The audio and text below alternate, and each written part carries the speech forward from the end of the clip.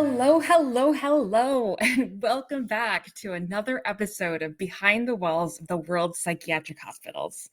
I'm your host, Dr. Sarah Gallup, and thank you all so much for your patience while I took a quick hiatus from recording to celebrate my birthday and Mother's Day. I did get a few messages asking where I was and when the next episode would come out, and that actually made me really happy. So I'm glad to know that you missed me and that you're looking forward to a new episode. I am just really shocked and I love this little community that we're slowly building. So thank you so much for your emails, for your requests to join the Facebook group, for sharing the podcast with people you know. It really means so much to me. So thank you so very much.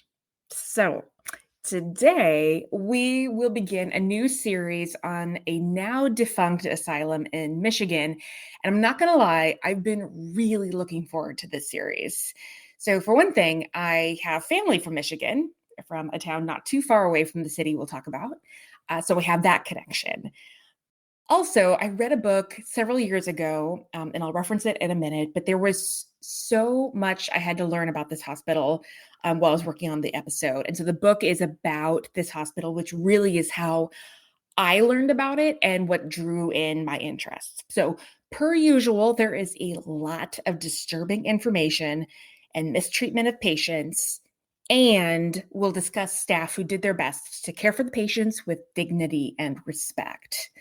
So this is the story of Ionia State Hospital in Ionia, Michigan. It was once known as one of the most notorious maximum security psychiatric hospitals in the United States. As I mentioned, many of the treatments that were used at this facility were inhumane and abusive. So blanket trigger warning for dependent adult abuse and brief mention of death by suicide in this episode and throughout the series. So I'll be drawing much of the information from Jonathan Metzel's book, The Protest Psychosis: How Schizophrenia Became a Black Disease. I highly recommend this book for many reasons, but notably because it very clearly shows how the diagnostic criteria for schizophrenia changed over the course of a relatively short period of time. And then back in 2004, Jonathan Metzel set out to learn more about the featured hospital in Ionia. And what he ended up finding were disturbing patterns of changes in patient demographics as a result of the diagnostic revisions. So I'll go more into that in a later episode. So for now, come on in, get comfortable as we go behind the walls of Ionia State Hospital. The history of Ionia State Hospital begins in the 1880s in central Michigan. And before we begin, it's worth talking about the geography of the state. Many locals, including some of my family members who've lived there, say that the shape of the lower peninsula of Michigan looks like a mitten, and that the whole state kind of looks like a mitten grabbing the tail end of a rabbit. So if you haven't heard of this image before, imagine your left hand covered with a mitten with your palm pointed away from you. If this represents the lower peninsula, then the largest city, Detroit, is just below the thumb, sort of a little to the left of the thumb. The capital, Lansing, is in the center of the hand, almost like, at least on my hand, an inch below my middle finger. Grand Rapids is just below the fourth and pinky finger. And the city we'll be talking about, Ionia, is about halfway between Lansing and Grand Rapids, below your fourth finger. My fourth finger. I'm sure a true Michigander could describe this much better than I can, so apologies to my friends and family from there. This West Coast girl is doing her best. So today, Ionia is a town of a little over 13,000 people. Every July, it hosts what is said to be the world's largest free admission fair. Back in the 19th century, though, Ionia was the agricultural business center for farmers of the region. It was also home to the Michigan Reformatory, which opened in 1877 and housed high-risk offenders. Several years later, the Public Act 88 of 1883 authorized the building of a new asylum near the Reformatory. The hospital officially opened on September 7, 1885, under the name Michigan Asylum for Insane Criminals, although it was housed for the first 5 years in the reformatory while construction was taking place. According to Jonathan Metrazol, it was, quote, the second hospital for criminal offenders in the United States, end quote. The reformatory was located near a separate prison, and, quote, in 1890, Superintendent O.R. Long successfully argued that it was not conducive to recovery to house mental patients near a penal institution or in cramped quarters without access to fresh air. The hospital then purchased an 80-acre farm on a bluff overlooking the Grand River Valley along County Road 468, and in 1911 was renamed the Ionia State Hospital for the Criminally Insane, end quote. And eventually it just became Ionia State Hospital. The Asylum Project's website stated that the hospital portion was called the North Branch, and then a nearby farm was called the South Branch. And after a fire broke out at the North Branch, the prisoners were all forced to evacuate the South Branch. Now, Ionia wasn't built in the traditional Kirkbride style like Oregon State Hospital or Trenton Psychiatric Hospital. Instead, it was built in a style known as the cottage plan, or in the UK, the colony plan. Unlike the Kirkbride style, with its one massive, all-inclusive building that housed administration, services, and patient residences, hospitals built in the cottage plan consisted of multiple buildings that were generally connected through covered walkways or underground tunnels. The tunnels became the primary way that patients and staff alike traveled between buildings. It was not only a more secure way to travel, patients couldn't exactly run off or wander away from the property if they were traveling through the tunnel, but it was also helpful during the frigid Michigan winters. Just as an aside, several years ago, I visited the federal prison in Rochester, Minnesota, just a couple of days before their polar vortex, when they saw a record of 56 degrees below 0 Fahrenheit or 49 degrees below 0 centigrade. It was a toasty -5 Fahrenheit or -20 Celsius when I was there. And we used the tunnels to travel from place to place. And so as a West Coast gal, I was very thankful to be in the heated tunnels rather than trudging through the wind and the snow. So suffice it to say that in Minnesota or Michigan, the tunnels had many different benefits. Another advantage of the cottage plan was that patients with similar diagnoses or symptom presentations could be housed together. Noisy, violent patients could be in one building, tuberculosis patients could be in another building, women in another building. And according to Jonathan Metrazol, there were 41 buildings on the Ionia campus. Quote, 9 of these buildings housed men patients, including separate buildings for the senile, psychopathic, convalescent, volatile, and semi-disturbed. Building 5, a 4-story structure constructed in 1908, hosted the hospital's smaller population of women. Building 8 contained several large dining rooms and a chapel. Building 2 was used for recreation and held an auditorium and a gym. Building 7 was a full-service hospital, complete with receiving wards, a tubercular unit, an intensive treatment facility, a pharmacy, an electroshock center, and a dentist office. In addition, the hospital boasted its own library, greenhouse, dairy farm, and milk pasteurization plant, swine herd, industrial workshop, horse barn, and chicken house, end quote. And the surrounding farmland offered many work options for people and patients on the grounds. I've included pictures on both the Facebook and Instagram sites of the original buildings, but I'm also going to include a link to the State Hospital Project website, where there are so many more pictures of the hospital's interior and exterior. The buildings are really quite stunning and very typical of this time period. The primary buildings are large with stone facades and Gothic and Italianate influences. One of the buildings looks like it has a little more of a Victorian flair, and there's a covered walkway that connects 2 of the buildings. I'm always amazed by how beautiful these buildings are from the outside, especially with their perfectly manicured lawns and gardens. The entire hospital property eventually grew to 529 acres, including the dairy farm that would go on to boast award-winning Holsteins for the most production in the world. So Pretty special cows up there. There were a number of ways that patients could end up committed to Ionia State Hospital. Jonathan Metzel points out 4 primary means. One way was being transferred from a local penal institution. Prisoners from the Detroit House of Correction, the Michigan Reformatory, and the state prison of Southern Michigan who had developed a mental disease were transferred to Ionia.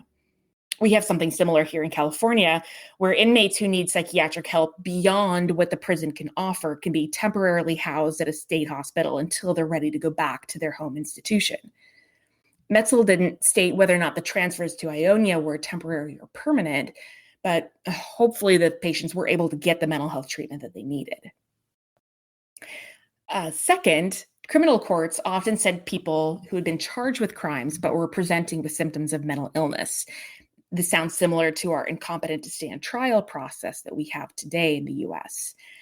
I am pretty sure, I believe that every state in the US has competency laws, thanks to the Sixth Amendment of the US Constitution, even though not every state has an insanity defense. So just briefly, an attorney can raise the question of competency for a defendant, but that doesn't guarantee that the person will be adjudicated not guilty by reason of insanity. Like I said, not every state even has that as a plea option. In fact, I think most competency cases end up in plea deals, but again, that's a topic for another day. The third reason included transfers from nearby civil state hospitals, such as Kalamazoo State, Eloise, Traverse City, Ypsilanti State Hospital. These folks were not necessarily hospitalized for criminal reasons, but they were determined to be too hostile or violent to remain in their previous institutions. Most states still have civil commitments, although they're getting fewer and farther between due to financial and housing limitations. Again, I can really only speak to what's happening in California, but there's a growing demand for competency treatment here. And so most state funds are going to that effort. And there are fewer resources for civil commitments and increasingly fewer places for those folks to live in the hospital or out in the community. Finally, the fourth way to Ionia was through the probate court when ex-convicts or former patients were found to have a mental illness. Similar to modern state hospitals, patients or their families could not voluntarily admit themselves if they were concerned about their mental health. That was for smaller acute facilities and emergency departments. So when patients were admitted to the hospital, they were seen by a psychiatrist who asked them a series of questions to test their cognitive and intellectual abilities. The results of this test would help determine whether or not the person was insane. Now, I'm going to read some of these questions that patients were actually asked at Ionia, and I'd like for you to think about the response that you would give, if you even could give a response, and how long it took you to reach that answer.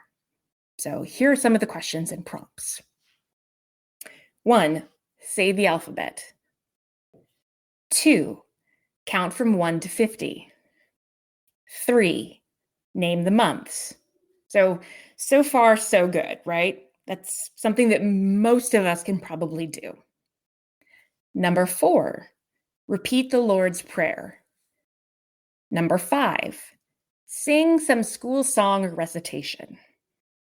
Number 6, what is the largest river in America? Number 7, what is the largest city in the world? Number 8, name some states touching Michigan. Number 9, what was the War of the Revolution? Number 10, what was the Civil War? Number 11, who is the governor of Michigan? Number 12, who is the ruler of England? Number 13, what is 7 times 9? Number 14, what is 84 minus 25? Number 15, what is 12 times 13? So how well do you think you would have done if someone asked you those questions on the spot? Would you have been able to answer them all? Or could you have possibly been diagnosed as insane? There might be a few issues that patients could encounter with these questions. For instance, If someone weren't Christian, or if they had never learned or memorized the Lord's Prayer, they may not be able to recite it. Is having that prayer memorized a sign of sanity? No, obviously not. That's a culturally bound question. What about the largest river in America? I assume this means America as in the US. Um, Now, I would have said the Mississippi, but I actually looked it up. It's the Missouri.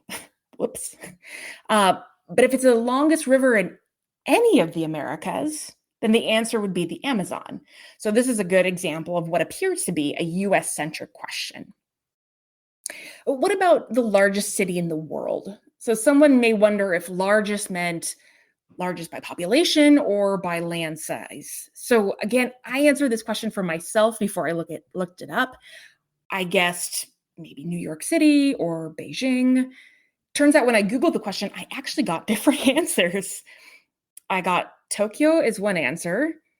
Another site said the most populous city in the world is Chongqing in China, and the largest city by area is Hulunbuir in China. So there isn't an easy answer to that question, but even then, the answer is probably constantly changing as all large cities grow. So a best guess would probably offer a reasonable estimate of logical thinking. Now, any questions about local information, such as identifying the governor of Michigan or states surrounding Michigan, might be difficult for people not from the area. Now, I know there are quite a few listeners of this podcast in other countries, especially in the UK and Australia. Woohoo, shout out UK, Australia. Maybe you're not able to answer some of the questions about US geography or history. Now, although most of the patients from Ionia in the early 1900s were local and white, there were immigrants from other countries. They may not be able to answer those questions about US history.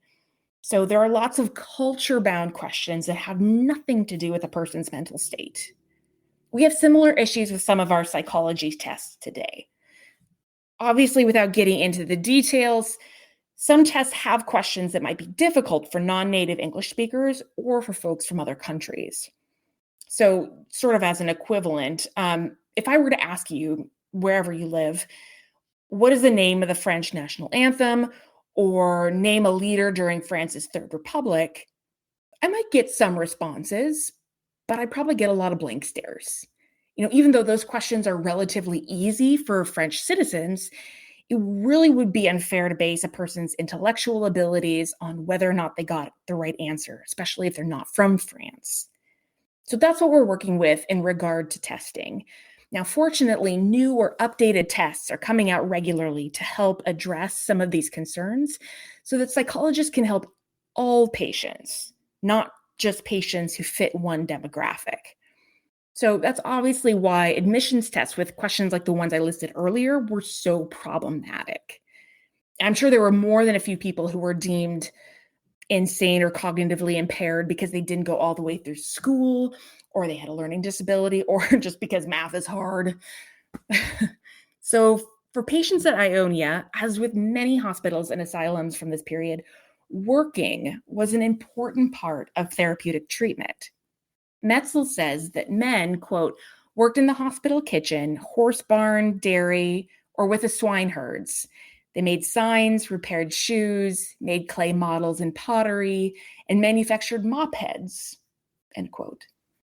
And the last job about manufacturing mop heads stood out to me as kind of random, but then I thought about some of the jobs that my patients have done at the hospitals where I've worked, like wrapping bars of soap or assembling cardboard boxes and such.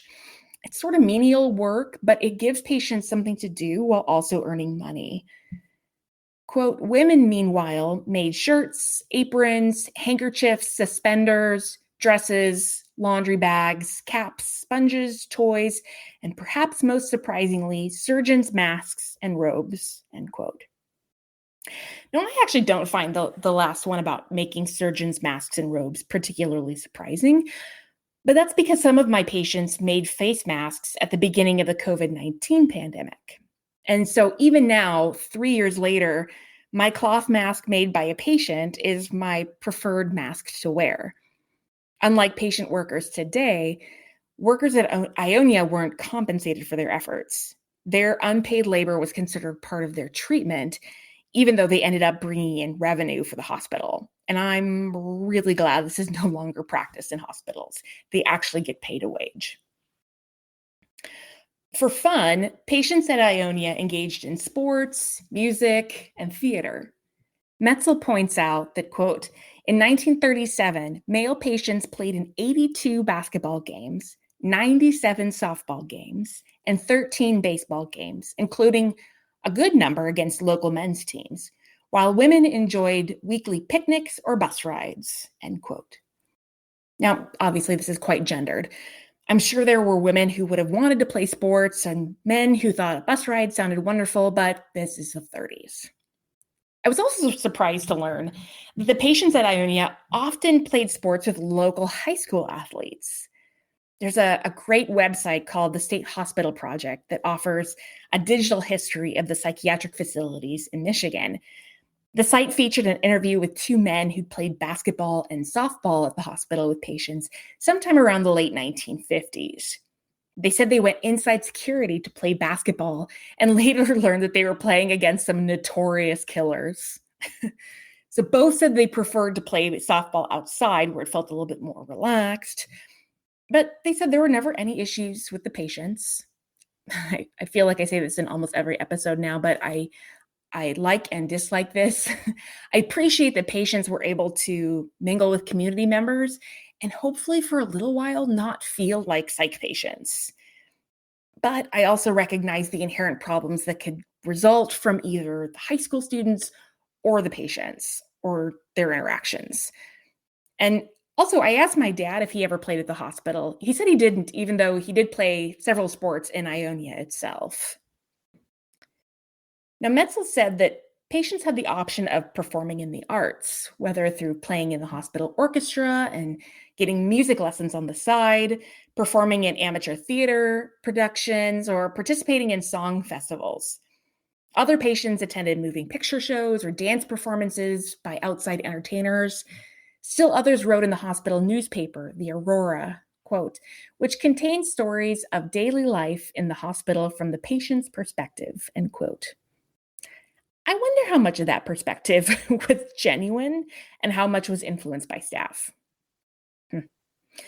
Quote, other patients worked on the hospital's elaborate annual patient float for the Michigan State Fair Parade, end quote. And I'm really pleased to see how many of these activities extended into the community. So, like I briefly mentioned earlier, I have mixed feelings about this. On the one hand, I'm a big proponent of giving certain patients access to the community as they prepare to reintegrate, since leaving the hospital can be a big shock for many people.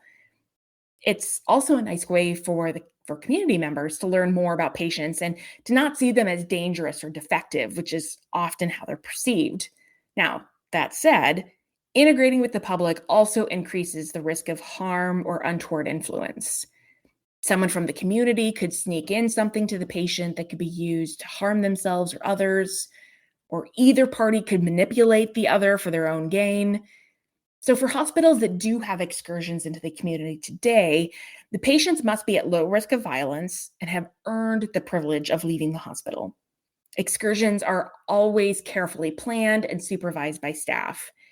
In general, they're wearing plain clothes so they don't stick out as hospitalized patients. And like I said, not every long-term psychiatric facility offers outings, but some do. In 1921, local control of the hospital ended, and duties were assumed by the state welfare department.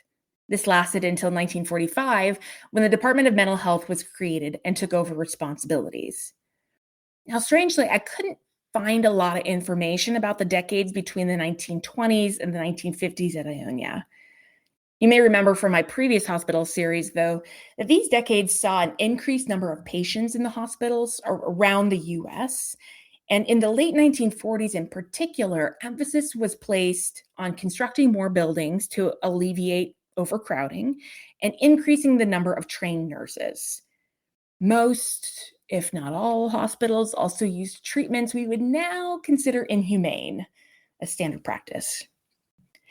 At Ionia during the first quarter of the 1900s, Psychiatric treatment relied on laxatives, herbal remedies, hot baths, and work as the primary treatment options. I'm actually okay with this, given what limited options they had at the time. They were relatively humane treatment methods, but the problem was that when someone's symptoms were more severe and they acted out violently, there weren't many ways to stabilize the person. So in these early decades, violent outbursts were controlled, if you will, by force. That led to patients getting harmed in the process of containment and sometimes brutally. You may remember from the series on Trenton Psychiatric Hospital that attendants were notorious for their brutality prior to the arrival of Dr. Henry Cotton, and he needed to implement a culture change among staff at the asylum to curb the brutality. Of course, if you listen to the series, you know that didn't go as planned. And if you haven't listened to that series yet, please go listen. Dr. Cotton was a megalomaniac with a mission and a scalpel, which is just a terrible combination. Anyway, by the 1920s, insulin shock treatment had been introduced to psych hospitals around the US. We've discussed this before in previous episodes, so I won't go into it too much. If you'd like a little more information about insulin shock treatment, check out episode 17 on Dr. John Nash. Now, Metrazol shock treatment became available in the late 1920s as a treatment for schizophrenia, and it quickly became a primary means of treatment at Ionia. So this excerpt is actually from the book Inside Oregon State Hospital by Diane L. Gores-Gardner, but it describes the horrifying treatment that folks anywhere experienced after the introduction of Metrazol. Quote, Metrazol, a carbon or camphor compound, was introduced into the United States a few years after insulin and was injected directly into a vein. A seizure followed almost immediately. If no improvement was seen after 20 treatments given 3 times a week, the patient was diagnosed as incurable, end quote. So just to reiterate, if someone went through almost 7 weeks of grand mal seizures 3 times a week, they were incurable. I have mixed feelings about this because with modern ECT treatment, we do something similar, although the process is painless. Thank you for anesthetics. And there's careful attention not to cause injury. I'm obviously not an expert in ECT, but I've had several patients go through it. And, if we don't see the changes that we want after 15 treatments, we don't call them incurable. We appeal to the medical board to go through additional sessions if it seems clinically indicated. But that's case dependent and generally very, very rare. So generally speaking, we don't classify anyone as incurable these days. Mental illness isn't necessarily curable, but there are ways to manage symptoms. Gores-Gardner goes on to say, quote, Metrazol was a more drastic treatment than insulin and used primarily on patients with more severe symptoms and those who had been ill the longest. It had the added advantage of only requiring one physician to treat 50 or more patients at a time. It didn't seem to help patients with schizophrenia as much as it helped those with manic depressive psychosis, end quote. So it is interesting that she would say Metrazol was more effective with patients with manic depressive or what we now call bipolar disorder with psychotic features. It's almost like it had a mood stabilizing effect. And there were some pretty terrible side effects as a result of this treatment. Quote, it caused such severe seizures that patients often fractured bones, broke teeth, suffered spinal fractures, and tore muscles. Autopsies showed hemorrhages in lungs, kidneys, spleen, and brain, end quote. And Gores-Gardner goes on to quote patients who had experienced Metrazol treatment, who described it as, quote, being roasted alive in a white-hot furnace, or as if the skull bones were about to be rent open and the brain on the point of bursting through them, end quote. And I remember the first time I read this book on Oregon State Hospital, I got to this section and I just stopped and wept. And I imagined some of the patients I was working with at the time strapped down, forced to endure a grand mal seizure that resulted in snapping their bones. And it was just too much. It's hard enough today to watch patients be placed in 5-point restraints for their own safety.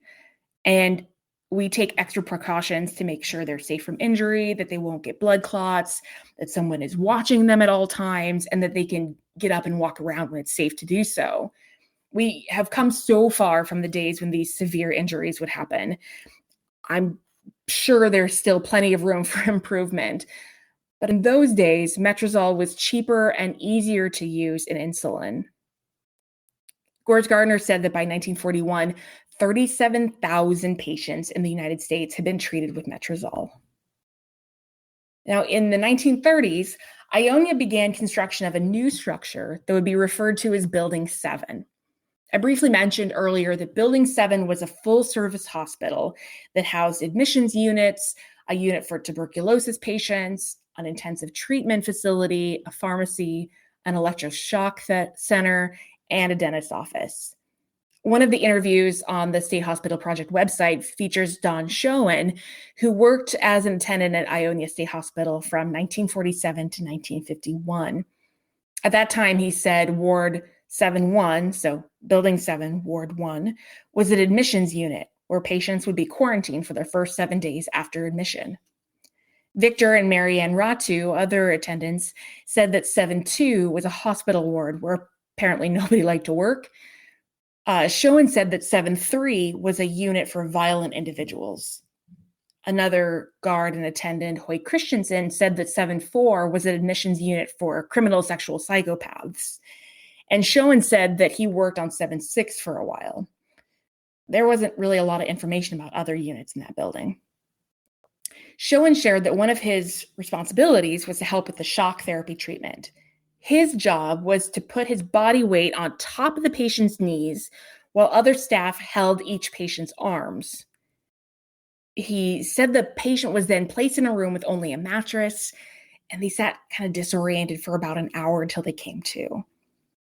Schoen described another treatment known as cold sheets, where blankets would be soaked in ice water and the patients would be wrapped in the sheets, and then the person would just about turn blue and then start to warm up and sweat. And by the time the treatment was done, the patient would be weak and couldn't walk. It sounds awful to me. So while Metrazol was the primary means of treatment during the 1930s and 1940s for violent and acutely psychotic patients, in the late 1950s, Dilantin and phenobarbital medications arrived on the scene. Somewhere around the early 1960s, other psychotropic medications arrived at the hospital. All of the attendants who were interviewed for the State Hospital Project who had worked there around this time noticed a significant shift after the introduction of the new drugs. In particular, thorazine, stelazine, melamine were among the first drugs introduced at the hospital. Hoyt Christensen, who was a guard and attendant starting in 1948, said there was a lot of trial and error with the new medications when they first arrived. Pharmacokinetics tells us that medications are going to affect everyone differently, and this was a challenge when the drugs were first introduced. It wasn't clear how much, one person who is hearing voices but not violent would need versus someone who is explosively violent but not revealing any internal stimuli. So as you can imagine, there were plenty of patients who became oversaturated with medications and who were overly sedated and drooling. The good news from all of this is that acutely psychotic and aggressive patients could be treated with medication rather than with force. Staff remembered that this made their jobs easier and safer, and it also meant that patients who had been bedridden for years were finally able to get up, move around, and some of them were able to be released. After psychotropic medications were introduced to the hospital, the farm became too expensive an endeavor to keep up. It was easier to have patients take medications than to work for hours on the farm. So eventually the farm shut down and work opportunities for patients became scarce. Ionia State Hospital was deeply affected by what we now refer to as deinstitutionalization. I often hear this term thrown around kind of willy-nilly to represent the decline of hospital populations from 1950 to 1980, but it really had a clear genesis, and the effects of that trickled down over the following decades. Like many political proposals, it had good intentions, but was terrible in practice. So on October 31st, 1963, President John F. Kennedy and Congress signed the Community Mental Health Act of 1963 into effect. As I mentioned, the intention was good. It was intended to reduce the extreme number of patients that were hospitalized in institutions around the country, many of whom should never have been hospitalized in the first place. The idea was that patients who didn't need to be in a secure hospital facility should be able to get treatment in the community at local mental health facilities. I love that idea. But the act would shift funding from the state hospitals to new outpatient mental health facilities. The problem was that most of those local mental health facilities were never built. So after this ruling in 1963, the population at Ionia began to decrease. Michigan House Bills 3342, 3343, and 3344 added to the change by redefining insanity. The result was that many patients who had previously been deemed criminally insane were legally reclassified as sane and released. I wasn't able to find population statistics from this period unique to Ionia State Hospital, but I did find a 1992 dissertation that tracked the rise and decline of state hospitals in Michigan. And in that dissertation, there were population reports from all the state hospitals in Michigan from this time. So that includes Ionia, Kalamazoo, Traverse City, Eloise, et cetera, et cetera. So you could sort of get a sense of how this period of deinstitutionalization dramatically changed the landscape of mental health.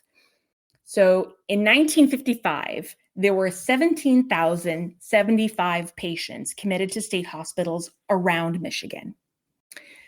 In 1960, and this is at the height of institutionalization around the US, there were 19,059 patients hospitalized. After the Community Mental Health Act of 1963, we start to see the patient numbers decrease. So by 1965, there were 17,053 patients statewide. So already a decrease of 2,000 patients over the previous 5 years. By 1970, there were 11,134 patients statewide. And by 1975, 12 years after the start of deinstitutionalization, there were 4,925 patients in hospitals around Michigan. So just to reiterate, prior to deinstitutionalization, there were a little over 19,000 patients statewide. 12 years later, that number had decreased to just under 5,000 patients. So as with anything, there are positive and negative consequences to deinstitutionalization.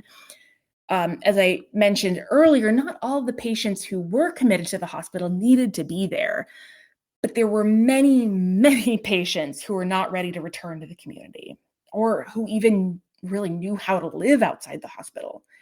We have the same problem today with patients who've been hospitalized for years or inmates who have been in prison for years.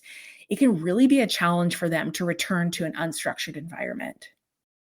So let's rewind a little bit back to the mid-1960s, following the Community Mental Health Act of 1963.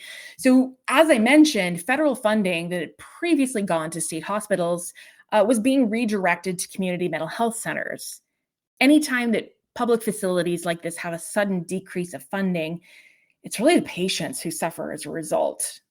And before long, there were increased allegations of maladministration and patient abuse, a high rate of venereal disease among patients, and a highly publicized patient suicide.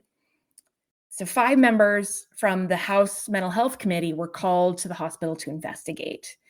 They toured the hospital and found it to be very clean and reported that the patients were eating goulash and fresh baked bread.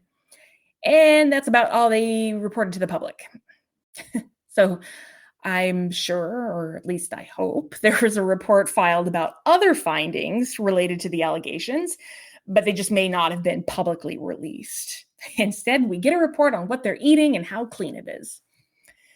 So the same newspaper article also pointed out that many patients wanted to speak with the committee members about their experiences at the hospital.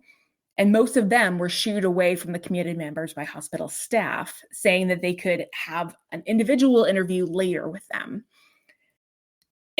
Again, if those individual interviews actually took place, they weren't released to the public. But one patient was noted to have said, quote, "We could tell you a lot of things, but we would probably be killed if we do," end quote. And Dr. James Peel, who is the assistant director of mental health, attempted to reassure the committee members by saying, take all that with a grain of salt. They all have a message. They don't want to be here. They all want to get out, end quote. I really don't like dismissive comments like this, even if they are sometimes true. In every hospital where I've worked, there are patients who want to stay at the hospital. So it's not universally true that all patients want to get out.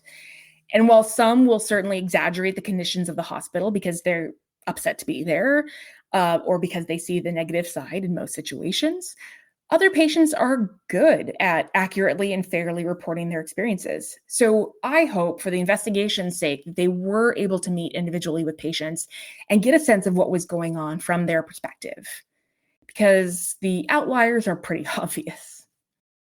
So by 1967, the population at Ionia was continuing to decrease, and it was clear that it was not as strong of a hospital as it used to be. There was talk of phasing out the hospital over the next decade, or building a new facility in Ypsilanti and transferring patients there. Administrators in Lansing were planning to present a series of recommendations to the state legislature in 1968.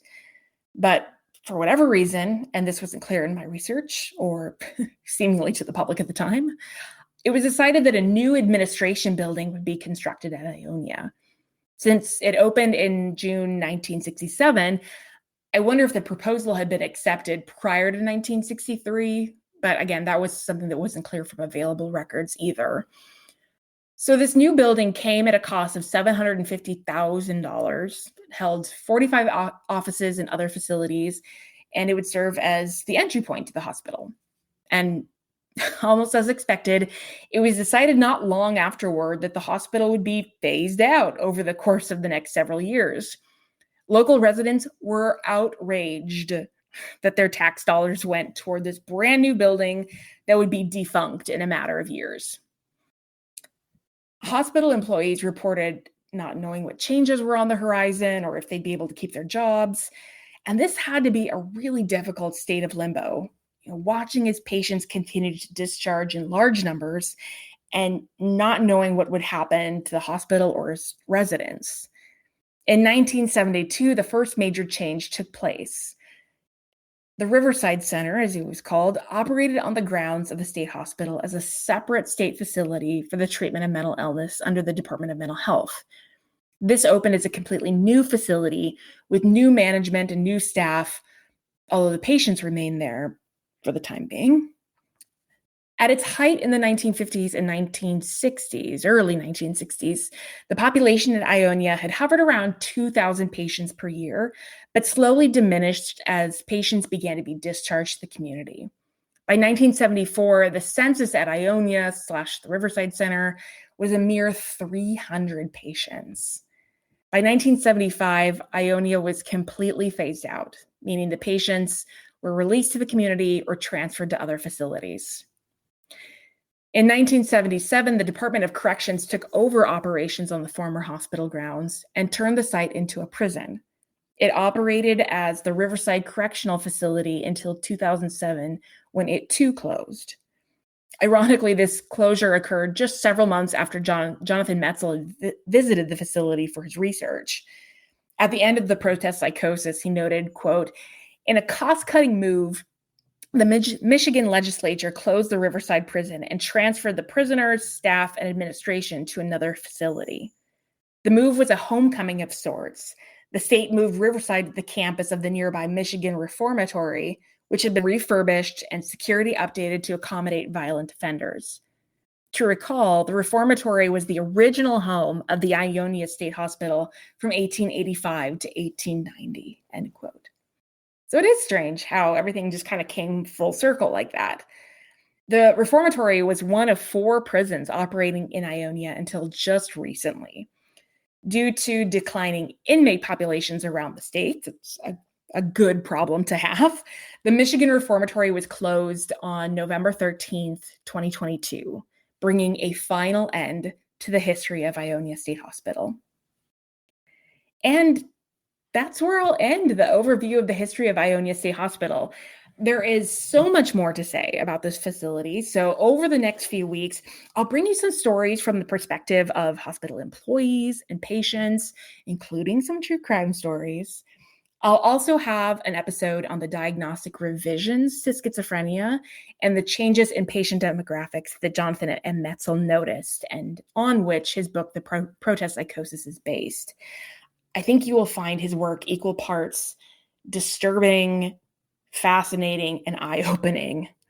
So thank you again so much for waiting so patiently for this episode to come out. I am glad to be back at it again.